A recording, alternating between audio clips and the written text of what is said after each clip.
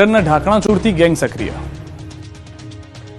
કડીમાં ગટરના ઢાંકણા છોડતી ગેંગ સક્રિય થઈ છે। કડીમાં કચરો વીણવા આવેલા ઇસમે ગટરના ઢાંકણાની ચોરી કરી। શહેરમાં નવા બનેલા અંડરબ્રિજની બહાર આવેલા એક કોમ્પ્લેક્સમાંથી ગટરનું ઢાંકણું એક શખ્સ લઈને ભાગી ગયો। દ્રશ્યમાં જોઈ શકાય છે કે પીળા કલરનું કોથળું લઈને એક શખ્સ આવે છે અને કોઈને ખબર ન પડે તે રીતે ગટરનું ઢાંકણું પોતાના કોથળામાં મૂકીને ચાલ્યો જાય છે। ગટર ખુલ્લી મૂકી ચોર ભાગી જતા લોકોના જીવ પર જોખમ ઊભું થયું। જ્ઞાનપ્રકાશ સ્વામીએ બફાટ કરતા લોહાણા સમાજે સુરત ગજવ્યું।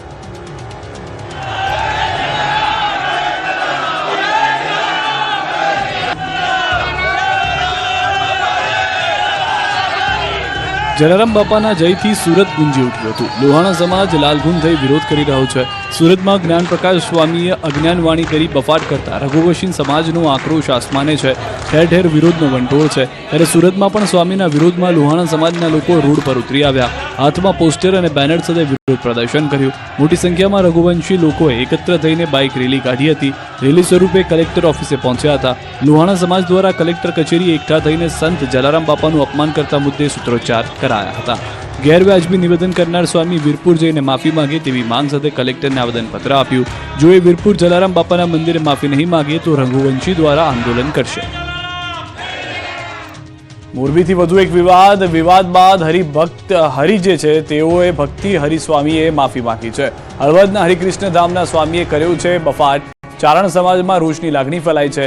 ભક્તિ હરિસ્વામીએ વિડીયો બનાવી માંગી છે માફી। તાજેતરમાં એક પ્રવચનમાં અંધશ્રદ્ધા કરવાના હેતુથી ચારણ માતાઓએ પ્રસંગ કીધો હતો। ચારણ સમાજના લોકોને ઠેસ પહોંચાડવાનો ઈરાદો નહોતો તેવું પણ નિવેદન તેઓએ આપ્યું।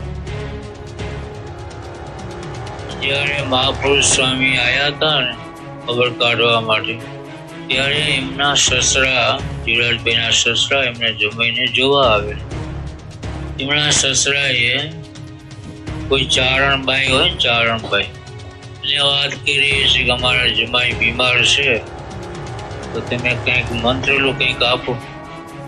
એ ચારણભાઈએ અહીંયા કંઈ મંત્રેલો કે પાવડો હતો કે એ પાવડો દોરામાં પૂરી પેલા તો જમાઈને બાંધી દીધો।